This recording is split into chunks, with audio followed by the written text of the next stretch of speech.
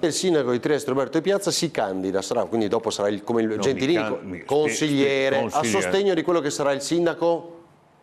Naturalmente c'è anche in gioco un altro nome prestigioso che si chiama Massimiliano Fedriga, sì, che se non gli danno il terzo mandato potrebbe anche, nel momento della decisione sua, certo, a me farebbe molto piacere che lui facesse il sindaco di Trieste.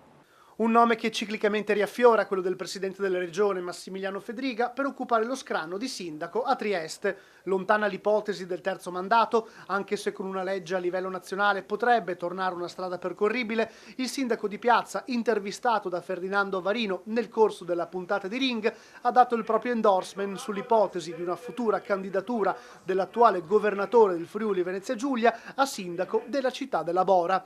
Questo il commento di Massimiliano Fedriga.